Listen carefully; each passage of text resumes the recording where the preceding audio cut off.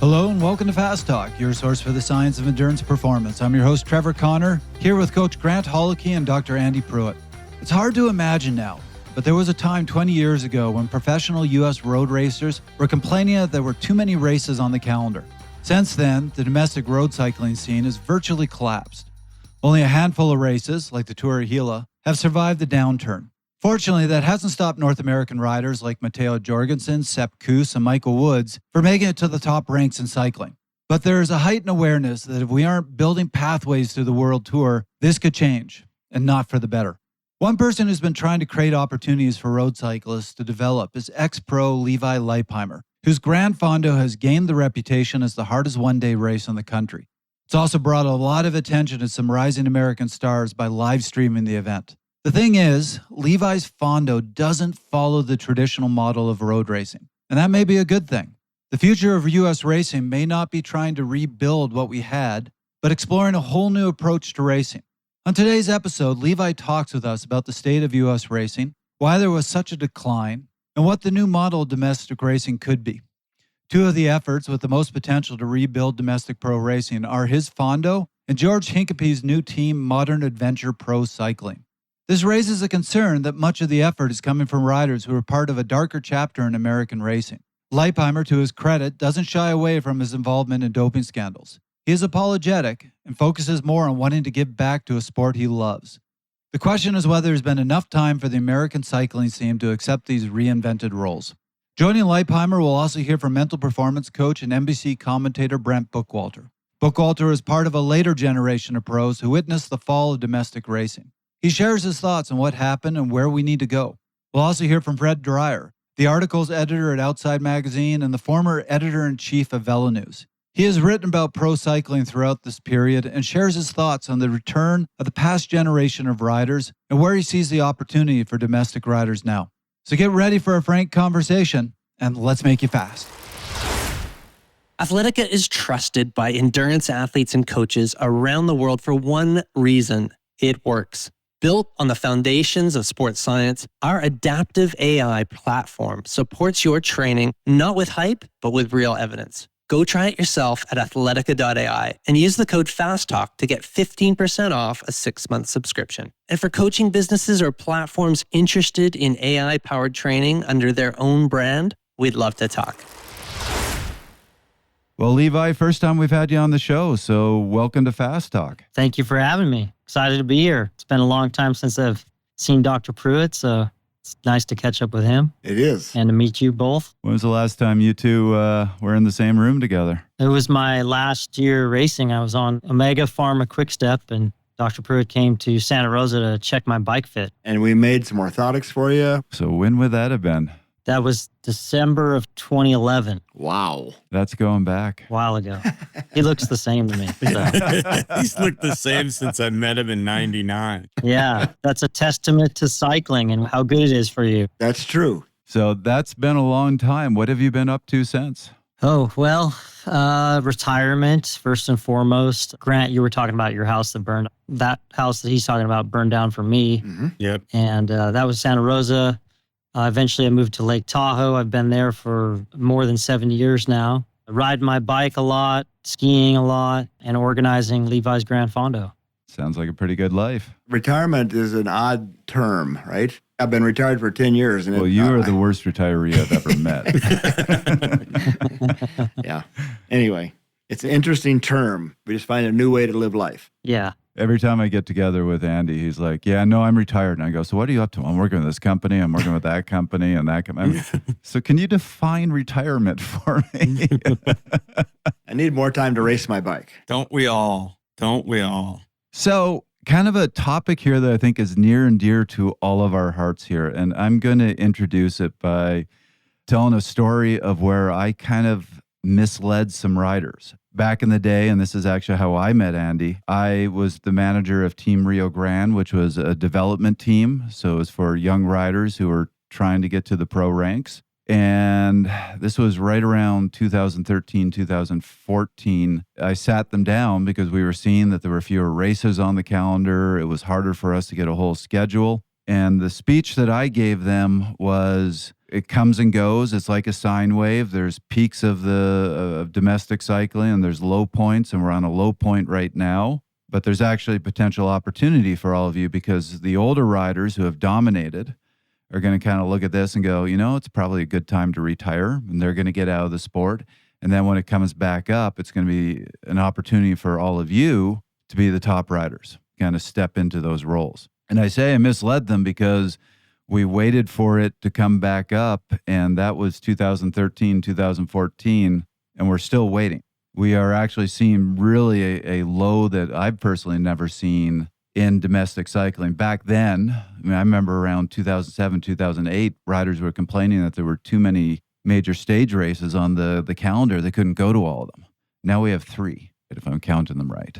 So the question I have for all of you is, what has happened? What has changed since, I'd say probably the start of the decline was around 2010, 2011?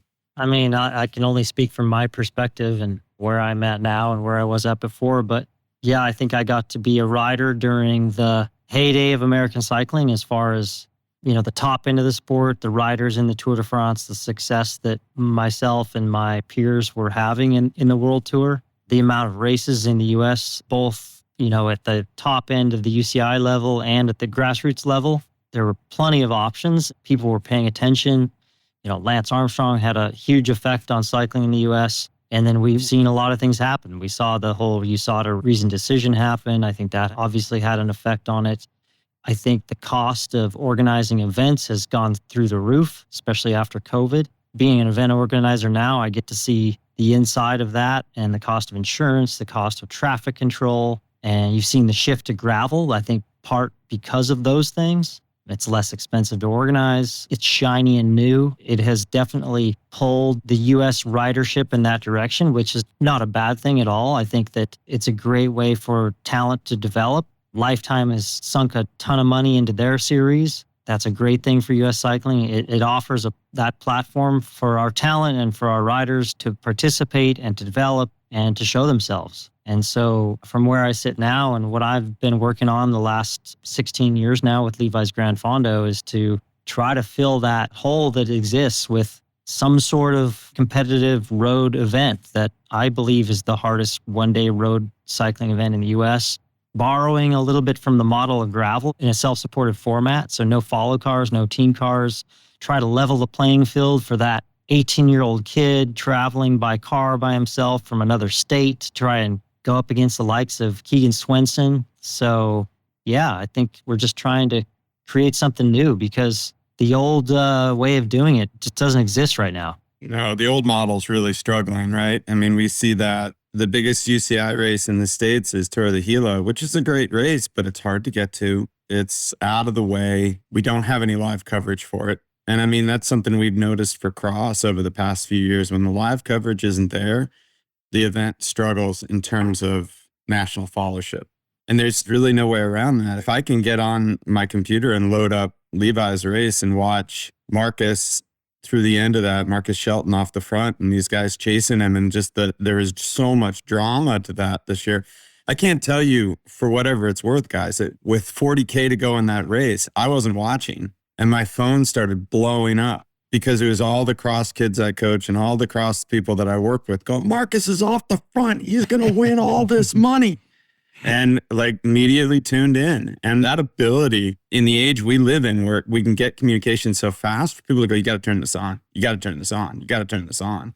It's huge. And we don't have it for but a couple races in the States. And that's really hurt. Brent Bookwalter has seen the highs and lows of domestic racing. Let's hear his thoughts on where things are at and on some of the challenges of bringing back big races. I think it's a tough time to be a road racing aficionado or lover in the U.S., especially a hard time to be a developing, aspiring young road racer who dreams of going to race in Europe. The pathway that exists today is not what it was when I went through, for sure. There really is no clear pathway. So I think seeing events like Levi's Fondo that this year turned to a bit more of a epic one-day classic sort of bike race, that was exciting. Just from my experience riding in that area over the years around Santa Rosa, it's world-class, stunning, breathtaking riding. So that's like the dream. It's like having a calendar of races return to not just like any old place in the U.S., but really where the riding is incredible too. But yeah, it's tough times. I never put on a professional race, but from, just having our nonprofit event, the Bookwalter Binge Gran Fondo for multiple years, I have a little appreciation for what it means to organize a bike event, a bike race, a Gran Fondo. And yeah, it's tough. It's costly in terms of dollars. It's costly in terms of time. It's heavy on local and community relationships. It can give back a lot too. So those that are in the race promoting business and event promoting business are in a difficult, tough time. And I feel bad for the youth of the sport today that don't have races like Utah and Colorado and California to go showcase their ability on home turf against, an international field, because that was a hugely influential part of my career. So I still hold on to hope and dream that some events like those will come back again in the future. I was going to ask Levi this because I'm really curious about it, and I'm hoping we see a change going down the road. Levi, how much were you affected growing up by watching somebody like Lamond or Hampton or 7-Eleven? And again, that was something we had access to. I mean, every Sunday during the tour, there was those tour recaps with the great John Tesh music. I mean, it was just unbelievably stressful and exciting. But I feel like that led to, maybe I'm speaking out of turn, but that led to a lot of guys going, I have an opportunity in cycling at the highest level. Well, first of all, the guy said, I want to do that, right? It wasn't so much an opportunity, but as young kids saw it and they said, I want to do that, right? Mm-hmm. So I want to go back farther, Grant. I've got the longest history here, as I'm obviously the oldest guy here. But I saw what I consider the modern golden age of cycling begin with the Coors Classic. Actually, the Red Zinger that became the Coors Classic. It became a huge stage race. The greatest riders from around the world came, and Mike Eisner got NBC involved. That led to Connie and Davis starting to ride. But to me, it was all about corporate sponsorship that felt like they got a return on their investment. And we've lost that. And I think the fall of Lance Armstrong hurt that. The corporate money has not come back the way it was then. I'd love to know from Levi, how successful are you at getting corporate money into your event? I know USAC struggles to get corporate sponsorship. How do we get over this hump, all right? How do we get rid of our black eye and get that money back? That's the question right there.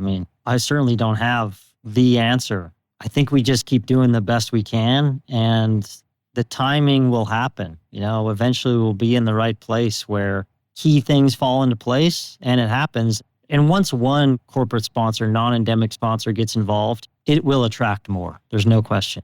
I can just say, for example, with our event last year with the live stream, it was a huge step forward for us, and we have seen a lot of interest in the event now, particularly from a couple of non-endemic corporate sponsors. So it can happen. So that was a question I wanted to ask you, and I just want to take it a little further. And sorry, I know this is a tough question. Lance Armstrong and U.S. Postal did a lot to really promote USA Cycling, but unfortunately there was a backside to that. And I remember I was a small sponsor of the Cascade Cycling Classic. And Lance went on Oprah, admitted to his doping. And I remember soon after that talking with the organizer at Cascade, and he told me, yeah, I had a bunch of big donors who just said, we're out, we're done. We want nothing to do with this. And that's when you start to see Cascade suffer, and they kept it going for some years. But I think that was a big part of why the race had to end. They just lost those sponsorships. So as you said, we suffered a black eye. My question to you, Levi, is how much do you think we're still suffering from that black eye, or how much is it healed?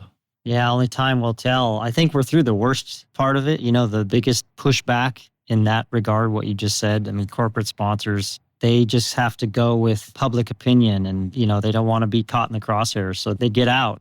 Part of what I've been doing the last half a year, doing a lot of these podcasts, is I tell the story from the inside, from the rider's perspective of what that was like. I was part of this period in cycling at the top level where science had not caught up to what was happening as far as performance-enhancing drugs. And, that situation was not something that I dreamt about when I was 13 years old. When I watched the NBC coverage of the Tour de France, it was one of the greatest tours between Stephen Roach and Pedro Delgado.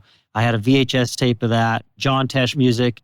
I watched that thing into the ground until it was like snow on the VHS tape. And so when I was that 13-year-old kid, I never dreamt about being in a situation where I had to choose between quitting the sport, going home after working so hard and dedicating my life to get to that point, and then partaking in what was going on at the time of performance-enhancing drugs.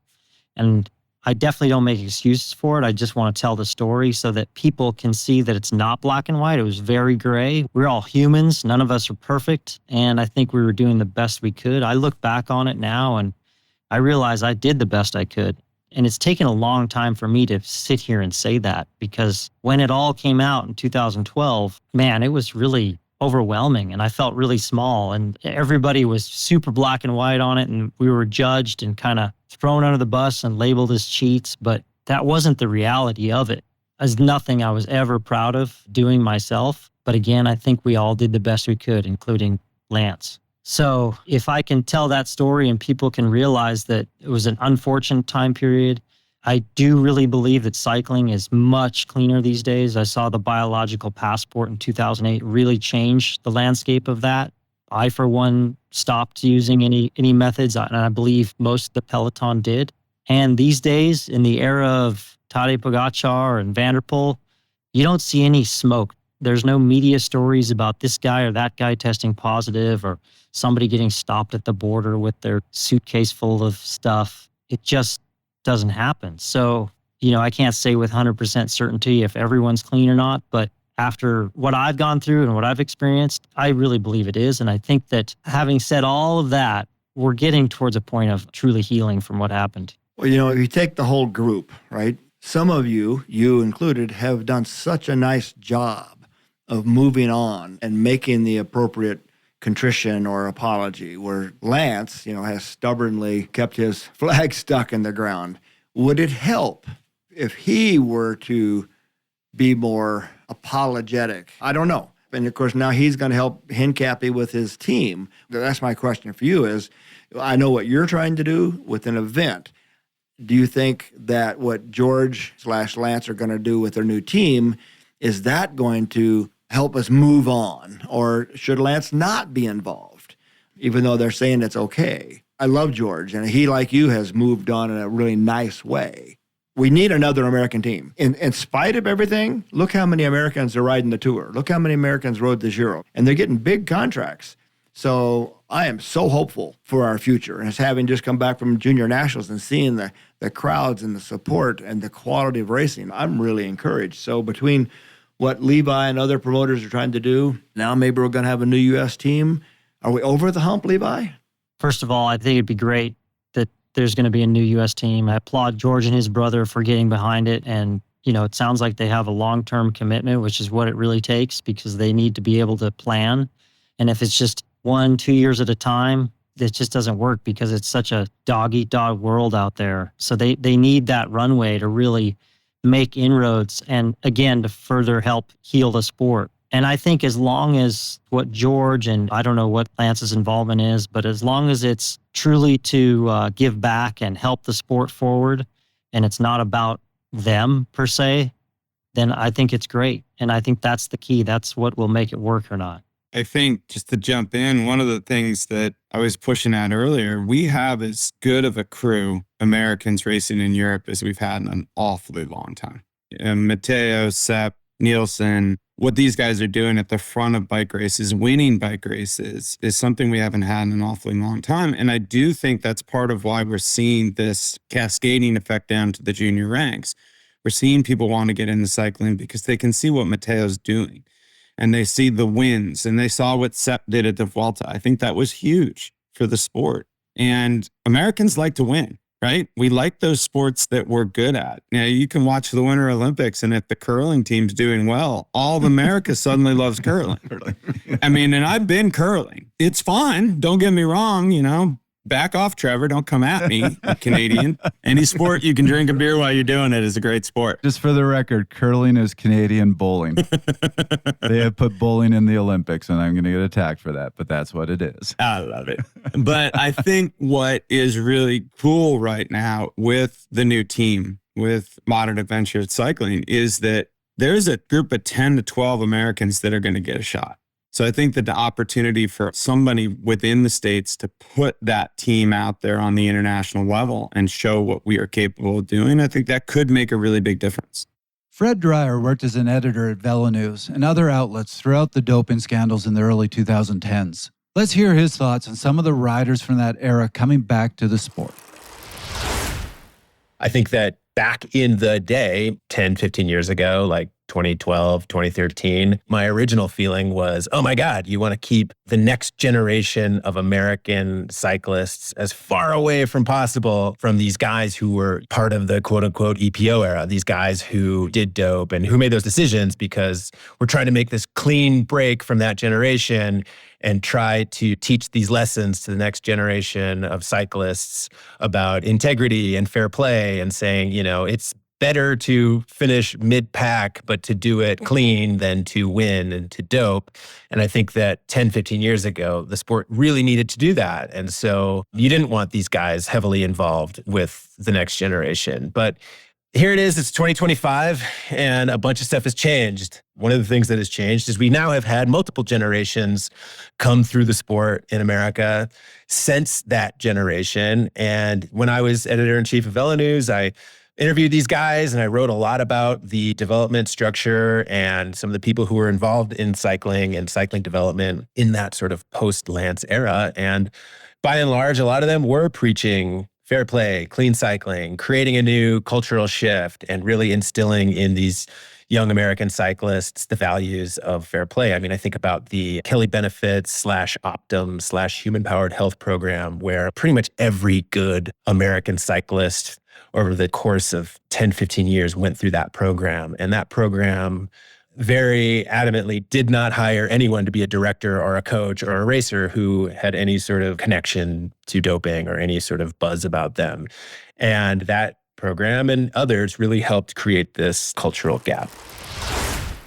Tifosi Optics makes sport-specific glasses for cycling and running that allow you to get out and live your passion. Their glide technology allows the frame to slide on comfortably and provide an anti-bounce fit with an integrated hinge, ensuring these glasses slide on easily without pulling your hair. More importantly, as cyclists, our glasses need to be tough and they need to stay on. Tifosi solves both of these challenges with crafted shatterproof polycarbonate lenses that reduce glare and offer scratch resistance for unparalleled eye protection. And they offer a hydrophilic rubber nose pad that increases grip the more you sweat, so the glasses will stay secure during the most intense workouts and races. Tifosi is the Italian word for superfan, and that is exactly who these glasses are made for. Until August 31st, you get a 20% discount. Use the code FAST20 or go directly to their website at tifosioptics.com. That's TIFOSIOPTICS.com/discount/FAST20 and get your glasses today.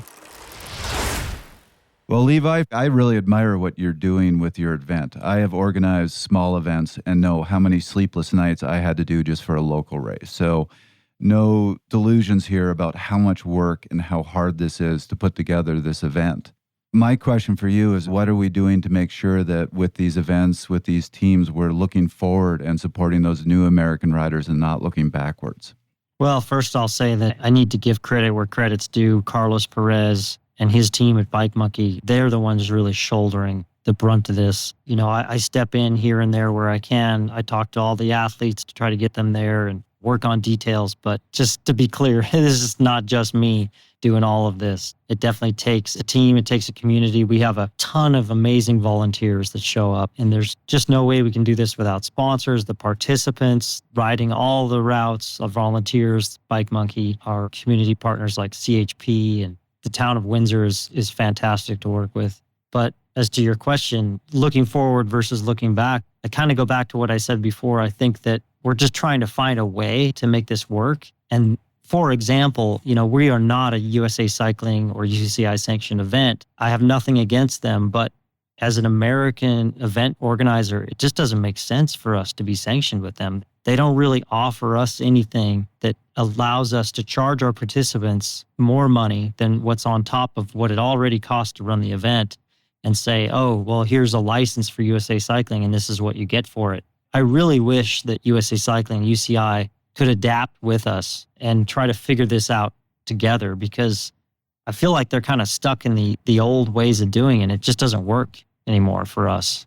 It still works in Europe, but it doesn't work in the US. So what are the old ways? I mean, most of our participants that ride all the routes, they're not the USA Cycling racer, but they are helping us organize this event, which by participating in it, that really helps us organize this top level race, because without them, it would never happen. We don't have enough sponsors to just put on a race for a couple hundred people. We need thousands of people that bring in the tourism dollars to the area, that fill hotel beds, that allow us to get more of these community partners, some of these non-endemic partners, to subsidize the budget to put on this race that I'm talking about. It's definitely the marathon and Ironman model. And I think that's part of what we're seeing the success come from gravel, right? Is that you can run a prize purse, you can run an elite race on the shoulders of the general participation. And a lot of that general participation, certainly in triathlon and running, was based on completion. It wasn't necessarily about some race where you're banging bars and you're hammering. It's overcoming the challenge of the course that's laid in front of you. And so for the common man, I hate the term weekend warrior. I mean, these are people that are training every day and they're putting a lot into it, but a race feels daunting. And to a lot of the newcomers to our sport, it feels incredibly daunting. And a Fondo like yours, a gravel race, it's a way in. And we have to embrace that way in to broaden the sport and get some of those people up into racing, but also get them interested in watching the highest level of racing. And we saw that work really, really well with triathlon for sure, and with Ironman for sure. And I think we see it in Boulder. I mean, we're spoiled in Boulder, but we see it with the Boulder. People all run it in the morning and they all go to the stadium. They get their snack pack afterwards and we watch the pros come in. And it's epic. And it encourages people and encourages kids. Yeah, you hit the nail on the head there. Exactly. My feeling is that a lot of the gravel races are full of the 35 to 55-year-old wannabe, or has been, like me, although I'm far over that. Are you seeing that same kind of thing where you have a lot of middle-aged participants? What are you doing to bring women in and kids in? I wish I had the numbers in front of me, but I'll do my best to pull them out of memory. I think we are about 20 to 25% women, maybe a little bit above that, which I think compared to other events is pretty good. We've definitely increased that over the years.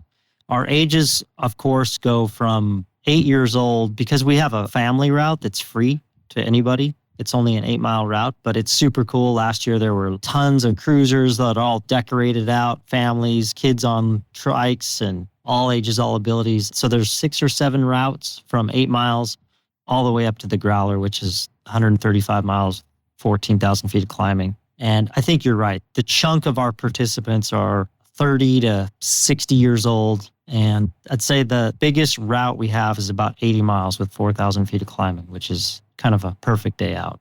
And again, it's mostly about completing it, especially when it comes to the Growler. I mean, this is the biggest ride that people will do their whole lives. It's the toughest course in America, and it rivals, in my opinion, the toughest one-day course in the world, which probably is Liège-Bastogne-Liège, and the numbers are identical to that. So what impact does this have on young riders now who are looking to go pro? As you said, the old model was you got on a team, you went to a bunch of NRCs, you built a resume, and then you hoped it was good enough that it could get you on a team that would take you across the pond. We don't have many of those stage races, and certainly young riders are trying to go to those. But how do they navigate in this new scene with this sort of event? How do they stand out? Well, I think they have to take advantage of the events that are out there. That means doing some gravel races, doing, what is technically a Gran Fondo, but what they would be participating in. We call it the Growler. And it's the toughest one-day race in America with a live broadcast and the biggest prize purse in the world. And it's self-supported. The aid stations are neutral, apart from one, which we still have neutral bottle hand-ups there. So you can show up by yourself and be on equal footing with anyone else. So you got to take advantage of what's out there and do your best. And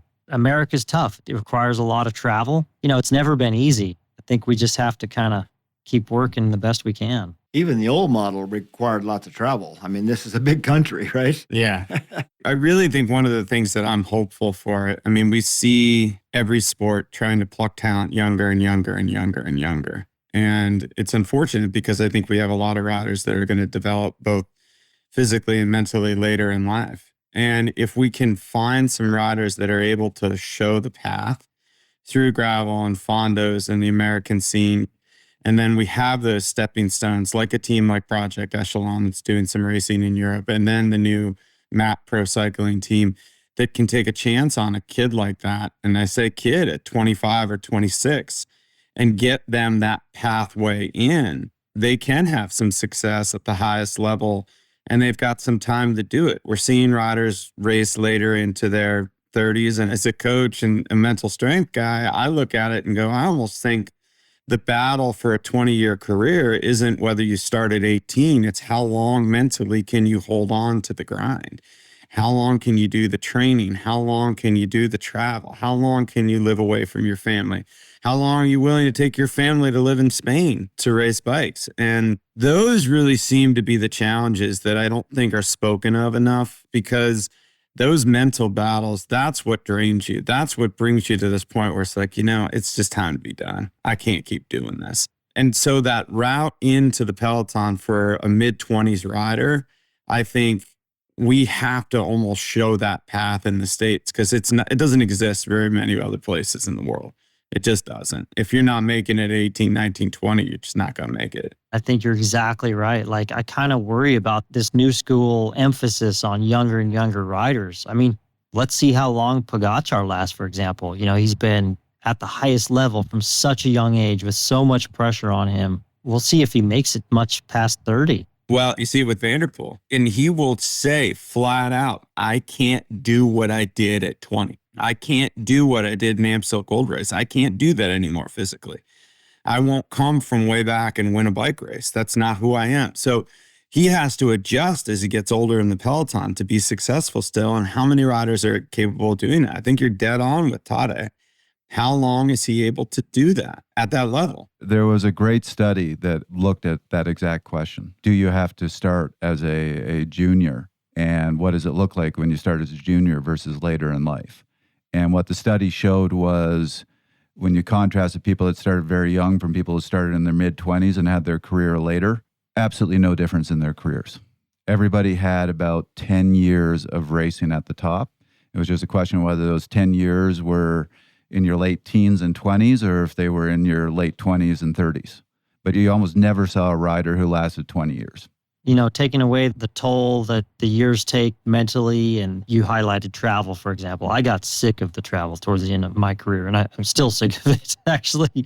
But physically, you can be good into your 40s. There's no question. I retired. I was still just as strong as I was into my mid-40s. And, I wasn't obviously riding as much, but I was still riding, and I could still pedal the bike really fast. So I know that for sure, 100%. But like I said, this new school approach of let's get teenagers onto the world tour, I don't see them making it into 40. That's just too long, too much pressure, too much travel, day in, day out. It's a job that is 24/7 for 11 months of the year. It's too much. So I think there's going to be sort of a swing.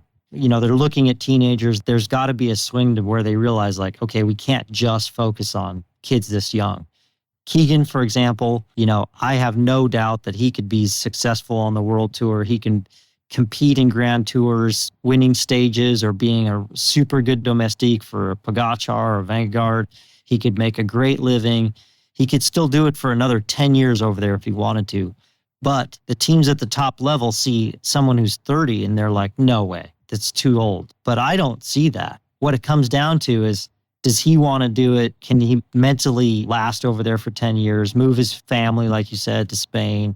Right now that doesn't work for him. I've had this conversation. But the majority of that is coming from the fact that teams, they're not even looking at him because they're so focused on teenagers. And I don't think that's sustainable. There has to be a way in from 18 until about 30. I was late. I didn't hit the world tour until I was 26, which, that's pretty rare these days. It's ancient now, right? Yep. Yeah, but I didn't hit my physical peak until I was into my 30s. Fred Dreier has seen and interviewed a lot of riders who found a pathway from the U.S. to Europe, but he sees those pathways shrinking. Let's hear his thoughts.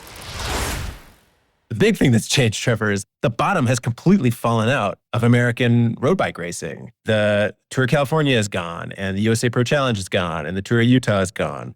And all the teams that used to take young, up-and-coming American cyclists and give them a chance to race in these events and then take them overseas to get experience racing in Europe, those teams are gone. that whole pathway of getting to the world tour just no longer exists. And so we are at this point in history where it's like any opportunity to help fund programs to get teams and American cyclists, to give them those development opportunities, I see as being good. So in the case of this new Hincapie team, if there is going to be a team that is going to give these young cyclists an opportunity to race, but yeah, that team is being led by George Hincapie, which George Hincapie had his own pro team in the domestic peloton for years and years with Thomas Craven, and that team was great. And I spoke to a lot of cyclists who went through that program, and they had very positive things to say about the racing experience and also the leadership they had there. If this new team is being backed by George Hincapie and is being funded by Lance Armstrong, but this program is going to give young American cyclists the opportunity to race overseas, like, I support that. I feel like where we are in American cycling right now, we need all the support and all the money we can just to get young cyclists those basic opportunities. I know that's a long-winded way of saying it, but it's like the old way of funding these programs through sponsorship and going to some healthcare company and getting them to cough up $2 million so you can have a bike racing team, or going to an insurance company and getting them to cough up $2 to $5 million so you can have your team or your race. Like, those opportunities just aren't there anymore. So whatever opportunities are, I do feel like the sport should embrace them. I read in the team's marketing material, they're trying to get to the Tour de France. I mean, that's ambitious, and there's no guarantee that's happened. Like, how many teams over the years have we seen get stuck in that continental holding pattern for years and years? I mean, even with Optum/Human Powered Health, they've wanted to get to the Tour de France, and they just got stuck in this purgatory of like Division II continental status. And they tried everything they could and greased the right palms and went to the right parties and did the right politicking, and they never got to the Tour de France. So there's no guarantee that it's actually going to get there. Trevor, the way I think about American youth cycling development right now is like, you have NICA. You have all these kids getting into the sport at younger age than they used to. You know, back when you and I were like getting into cycling, it was like you kind of got into it in college or afterwards. And yeah, there were some kind of weirdo kids like got into bike racing as children and were really good and awesome. But that was not like the big bell curve. The bell curve was in college. And now you have the bell curve in high school. So you have all these kids getting into the sport, which is awesome. And they're embracing bike racing. And a certain percentage of them are going to want to try out road bike racing. But for them, it's like the ceiling is US nationals and competing domestically. And then there's no connective tissue to race overseas. You know, USA Cycling, I think, still has a development program. You know, for years and years, they had this house in Iseam, Belgium, and then it was in Sittard, the Netherlands, where you'd send the best and brightest, and they'd get some opportunities to race here and there. I know that program swells and shrinks every single year, depending on funding. Some years it just goes away. Other years it comes back, but is limited. I know that there was a model where it was like you could kind of self-fund your way over there to race. But, you know, with there being a reliable bridge to get over there to race and learn actual European bike racing, which that's what you need. You can't just go race in the United States. You can't do gravel racing and expect to get to the Tour de France. There's just really limited options. And so, you know, I don't cover the sport day to day like I used to, but I know that when I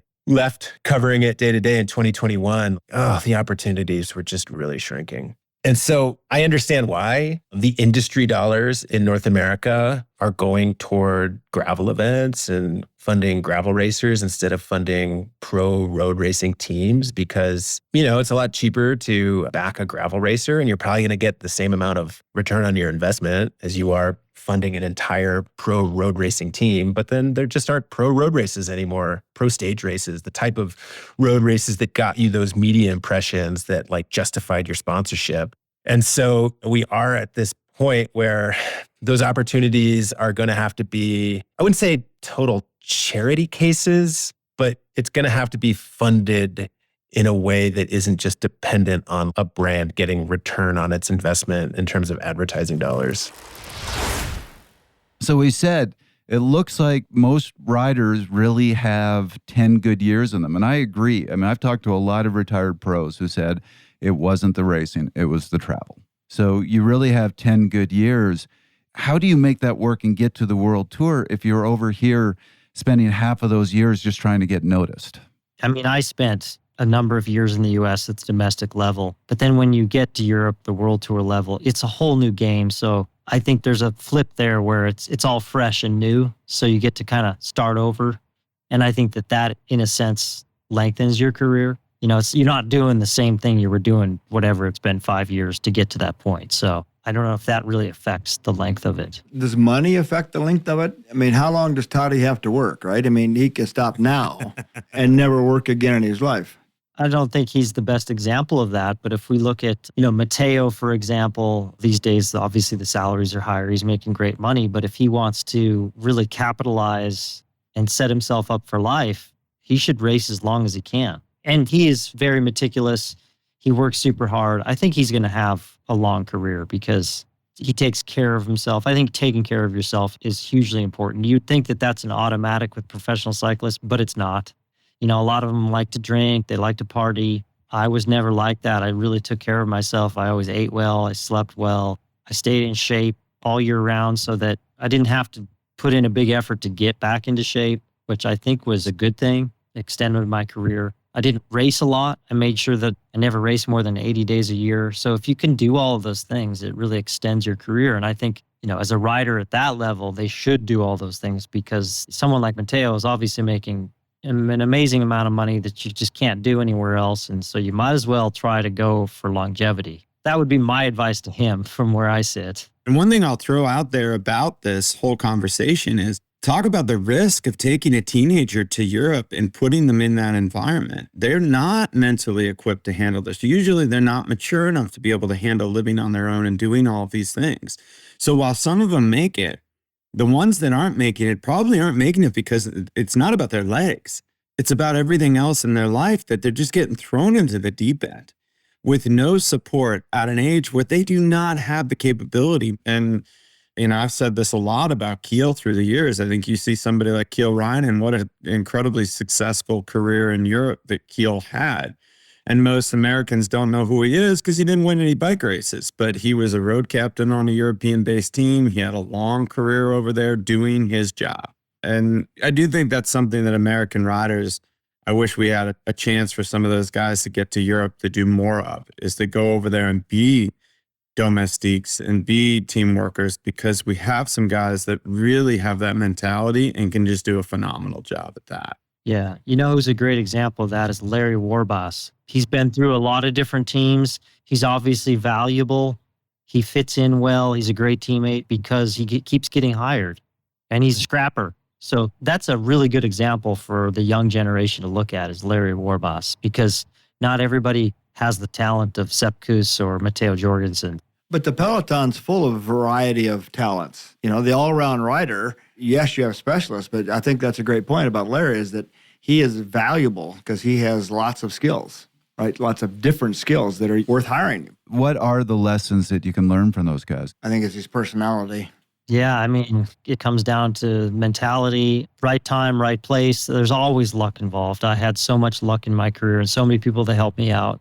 There's so many things out of your control, but you just have to keep working hard. If you know what you want, that's what you want to do and go over there and race the world tour. That's your target and it directs every action you take, and you keep working hard and you jump on every opportunity that comes and you can make it work. The harder you work, the luckier you get. Yeah, absolutely. And then some of those guys too, what's interesting is we can't forget what a level the world tour is.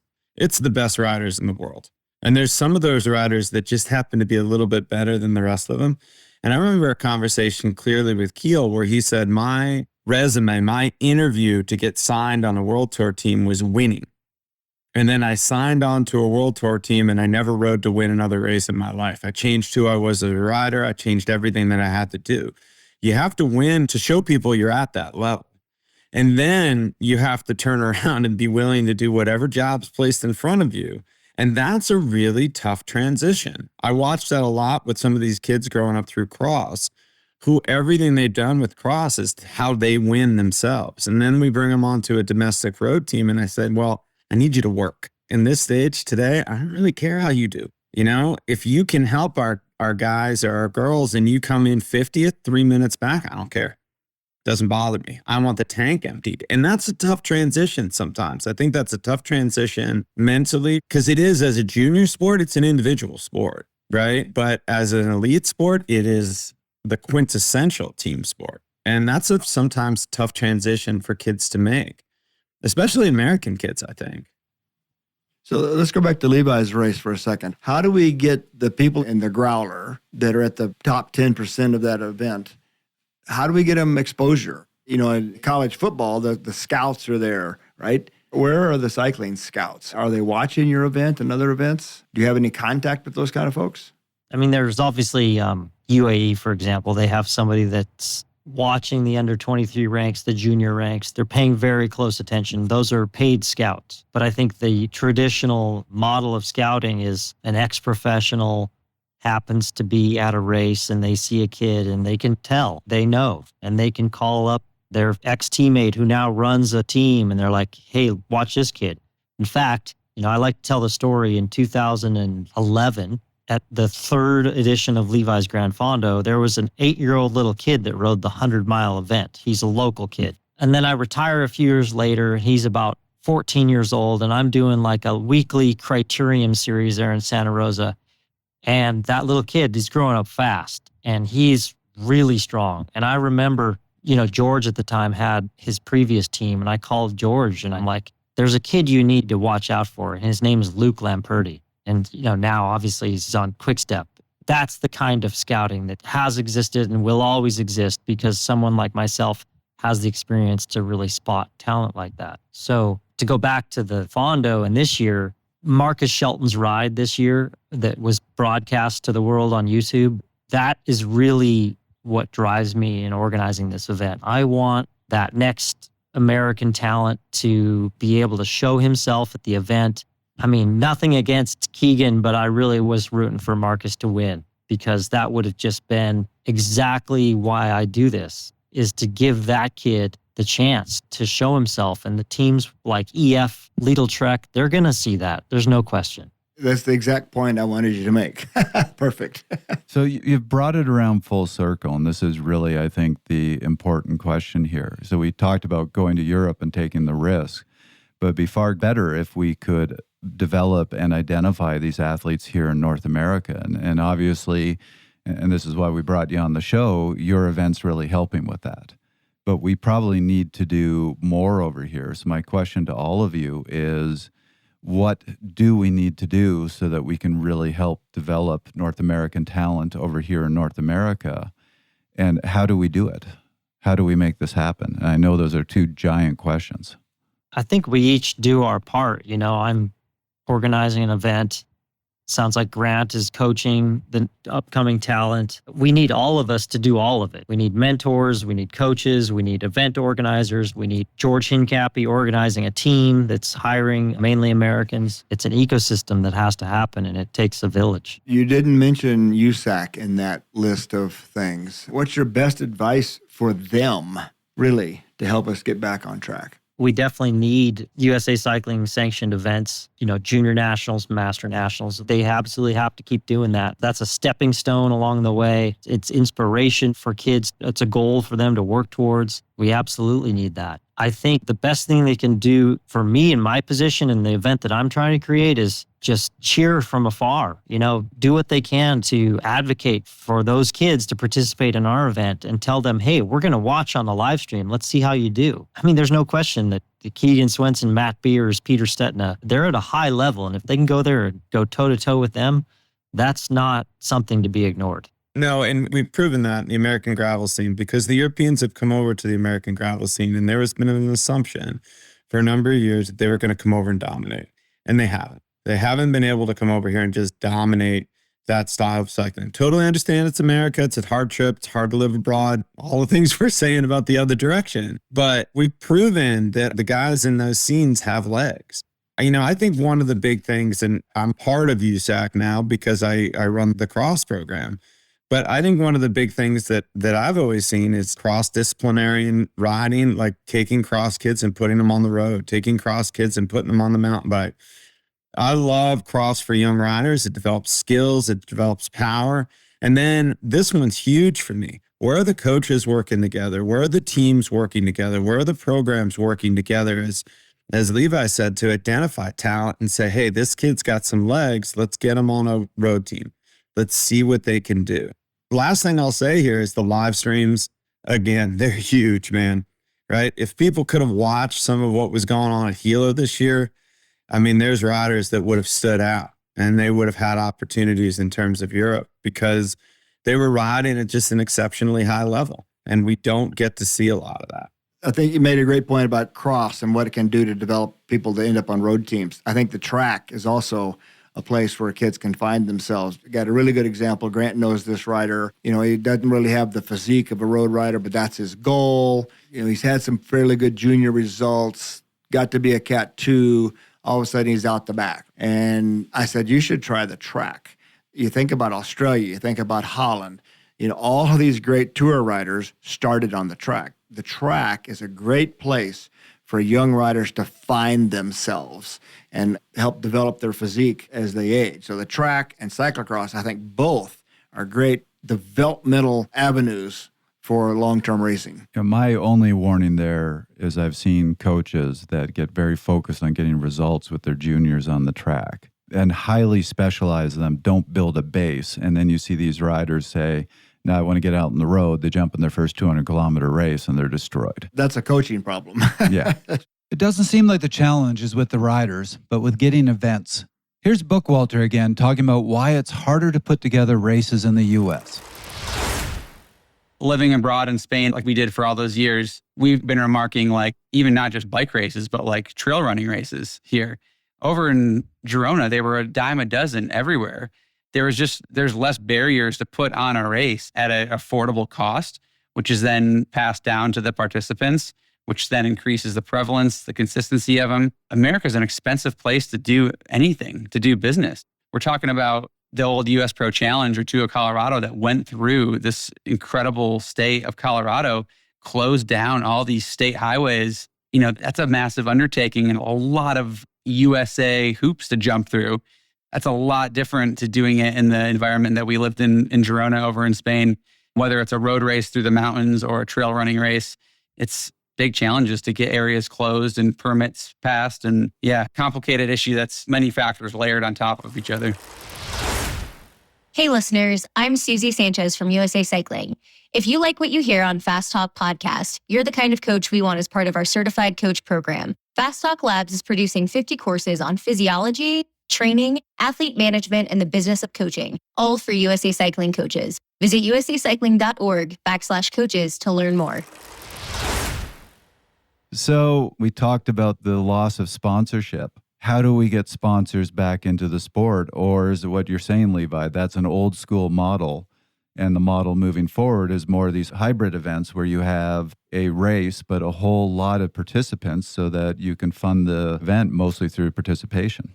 Well, and that also brings in sponsorship. And I think Grant pointed out that our model is like Ironman, like Lifetime, like UTMB, for example. There was just a couple of big trail running races in my neighborhood last weekend, Broken Arrow Sky Race and then the Western States. And I think that they have the same thing going on. They've got live coverage and general participation. They have the best in the world competing in the same day. And all of that is an ecosystem that brings in participation dollars as well as sponsorship dollars. I admit I'm an old school guy. I used to love the stage races. I traveled to every one that I possibly could. But the more I hear about this and think about this, I really like this model because I also think, most of our listeners here are not pros. They're not trying to go pro.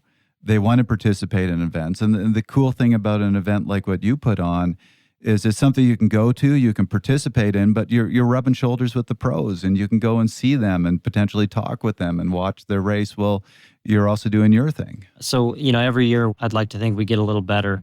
We do plan on, and this kind of goes against the Gran Fondo model, but we plan on sort of highlighting age group results as well because people, they come to the growler and they're very competitive and they're like, hey, what about me? I'm, 52 and I did a 7-hour, 53-minute growler. Like, I want to be on the podium. Fair enough. Let's do it. Let's put them on the podium. show the finish line of those competitors as well on the live stream. Yeah. And I think one of the things that we have to remember is that as more participation comes to events like Gravel and the Growler, there becomes a better base for the non-endemic sponsors to come then sponsor the event. They know they have people that are going to watch this or participate in this, so therefore they come back to the table. And I think that's one of the things that we have to remember as we go forward is we can't abandon one to get the other. We have to keep them growing together. When you have an event with a big base, it draws non-endemic sponsors in. The non-endemic sponsors come in, keep building the base, keep making sure we've got that participation because that creates the longevity. I mean, running's a great example. They have great prize purses in the New York Marathon and the Boston Marathon because they have thousands of people doing the event. And then you have shoe companies that are willing to put money back to the pros because people are doing the event and care about how those people do. Absolutely. Yeah. And live streaming an event, a non-sanctioned event like the Growler, showcases the Keegan Swensons and the Lauren Stevens and the Marcus Sheltons, to name a few of the riders, so that they can give value to their sponsors. They can get more sponsorship. It shows a team like EF, the talent that Marcus Shelton has. That's a key component to grow sponsorship, not only for our event, but for the riders participating in the event. It just hit me that, we typically don't sell tickets to our cycling events, which we have more spectators on the side of the road than they do in a big stadium, but we can't sell tickets. But the mass participation, that's like selling tickets, right? That's how you're getting your prize money, is with your mass participation. So I want to jump in there because this is very important to clarify. Actually, our participants at the Growler, they do not subsidize the prize money, not one bit. So they're paying for traffic control, insurance, all of the things that has to happen to organize the event. The prize money came from an individual who's very passionate about cycling. His name's Fari Diner. He owns a winery there in Sonoma County. He's a tech entrepreneur, very successful. He believes in what we're doing. He said, I want to give all this money for the pros to come, for them to earn a paycheck.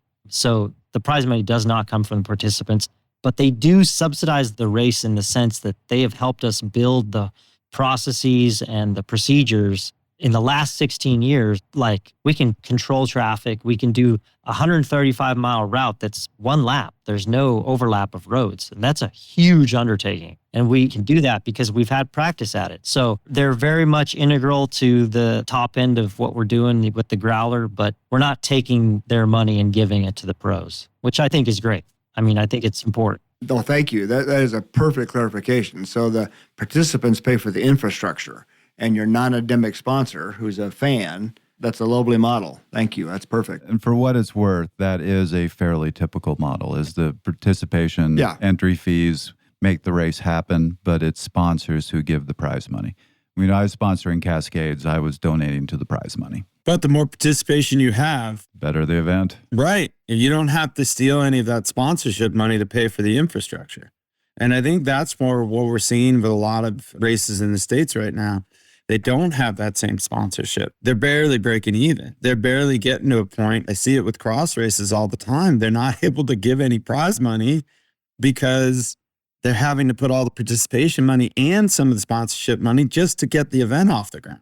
I think another thing that you can potentially see from this is you talked about you like to showcase the masters and you want to make a big deal of the 52-year-old, and I'm 54, so this is particularly relevant to me, but the 52-year-old who has a great race. And that can ultimately come around and benefit you because one of those 52-year-olds might be a CEO of a company or a CFO and go, this was fun. I really like this. I want to sponsor this. Yeah, absolutely. We have big interest now from a non-endemic sponsor. And, it's about bringing their top clients to the event who ride bikes and they want to give them a great experience. They want to network with other individuals at the event. That just sort of starts to attract that crowd. Again, that's not about having just an elite level race happening and people watching from the roadside. It's about participation. People want to participate. And if you give them that elite level, high caliber race to watch at the same time, that's great. One of my favorite moments from the live broadcast was when Marcus Shelton crested the high point of the race on top of the geysers. There were like 100 people at the rest stop there who were doing a shorter route that were ahead of him. They were on the side of the road cheering him on as he went by with the camera motorbike. It was totally unscripted, but it was perfect. That's exactly why it's successful. Congratulations. That's awesome. So is this the model moving forward? More events like the Growler and stop trying to bring back the Cascades? I would love other organizers to see what we're doing and give it a go. I think that there are some events out there that are doing mass participation models. And if they can try to integrate a high-level race, give us a call. We'll try to help you as much as we can because we need more events. The more events we have, the better. And I think that's the key. More events, the better. We can't lose the ones we already have. We don't want to lose the heel. The heelers are really important. Tour de Bloom coming up is going to be really, really important. Those events are huge. Maybe we get a Utah or Colorado back or something along those lines. But if we have one-day races in the States too, then we have an ability to showcase some of those kids that are one-day racers. I think that's a place that's hard to showcase talent in the U.S. Time trialists, climbers, we're good at showing that. It's hard to find those one-day riders. And without the race, the hard, solid, tough one-day races in the States, we need everything we can get on the calendar. I don't think there's one path going forward. It's everything working together.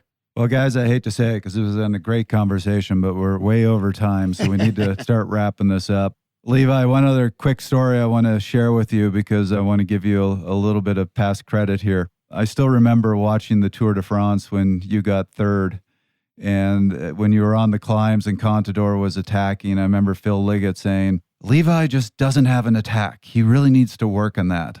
Well, fast forward, I was at Cascades with you, and we were down to a small group, and you started attacking us, and all that was going through my head is Phil Liggett is full of, you know what? You were killing us.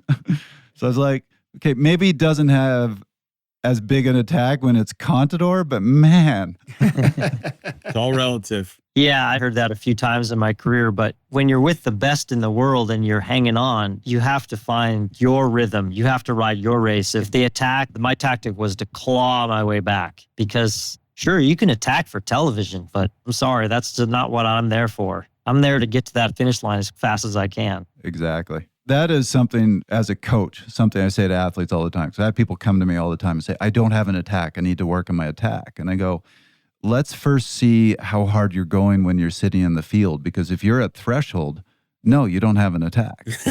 If you're 20 beats per minute below threshold, you have an attack, whether we work on it or not. Yeah, and when you're in the Tour de France on the Queen stage and you're down to the top 4 riders, only one of them has an attack. Exactly.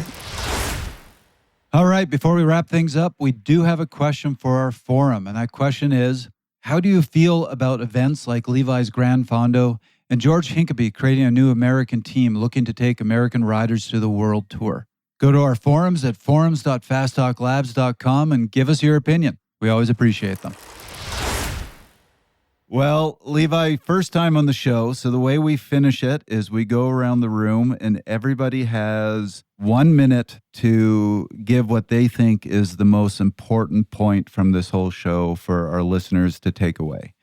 My takeaway is probably pretty obvious from how I was doing the questioning. I admit I'm old, I'm grouchy. I want back the old days of all the big stage races. But the more I listen to this, more I go, maybe that's not what we're trying to do here. It is a new scene and there is a new approach to this that could be really effective. And I think you're right. I think some of us have probably tried too hard to bring back the old model, and the path forward is a different one. So I think that's my takeaway, and I wish your Growler all the luck. I'm great to hear that you now have live streamed it and you're getting interest, and I hope it just continues to grow from there and more people jump on that model. Andy, you want to go next? Sure. First, I really applaud Levi because I think he's worked really hard at it and has proved successful.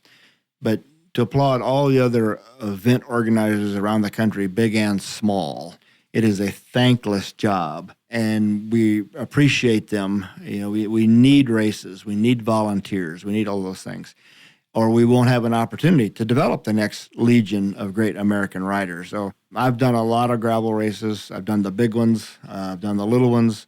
I've done USAC races. I'm actually quite encouraged about the future of USA cycling. I think I see the number of riders in the Pro Tour. I see what's happening domestically. I'm really encouraged. And I like Levi's approach where we're all going to work together to get this done and be the scouts ourselves to pass on to other people who we think they might need to take a look at. So I'm encouraged, and more encouraged after this discussion than I was yesterday at Junior Nationals.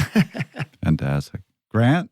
Well, I think one of the things we didn't really bring up is the proliferation of junior teams. I think we see a lot more junior teams in the States now, whether that be junior cross teams, whether that be the high school mountain bike league. The opportunities for young kids to race bikes are greater. When we were young, you had to go find races. You had to go work to race your bike. And I think those opportunities are there. It really is, for me, Andy said it, Levi said it, how do we integrate everything that we're doing towards that one goal of really having Americans be successful at the highest level of the sport? And that means integrating juniors of all disciplines, talking to the road people, kind of recruiting amongst ourselves. And then I really do think that what Project Echelon's trying to do with a small American team racing in Europe, and what Matt Pro Cycling is going to do, which is a big American team going and racing in Europe, all these things are big steps forward. Just double down on them across the board and work together and see what we can get. All right, Levi, the floor is yours. It's not really what we talked about, but I'm going to just distill it down to the core of, I think, why we're all here. And that is that we love the sport of cycling. We just love the feeling of being out on the bike. It's freedom. For me, it's been the one constant in my life, the only constant in my life. I'd like to say it's why I was placed here on earth, and I feel like it saved my life at times. And I think we want to share that with other people. We want as many people to be a part of the sport of cycling as possible. I think racing bikes is great. Riding bikes is great. I think e-bikes are great. And we all just need to do our part to spread that joy and get new people into the sport, whether that's through coaching, event organizing, or working at a bike shop. We just need it all. And so find what you love to do and give back. I think for me, giving back and paying it forward has been what is fulfilling for me in all of this. Like, I don't make a penny from the Gran Fondo. I'm just a volunteer. It's my way of giving it back to all the people that helped me out in my life and to those less fortunate. So that's my takeaway. Great message to end on. Thank you. That was another episode of Fast Talk. The thoughts and opinions expressed in Fast Talk are those of the individual. Subscribe to Fast Talk wherever you prefer to find your favorite podcast. Be sure to leave us a rating and a review. As always, we love your feedback. Tweet us at Fast Talk Labs. Join the conversation at forums.fasttalklabs.com or learn from our experts at fasttalklabs.com. For Levi Leipheimer, Brent Bookwalter, Fred Dreier, Grant Holicky, and Dr. Andy Pruitt, I'm Trevor Connor. Thanks for listening.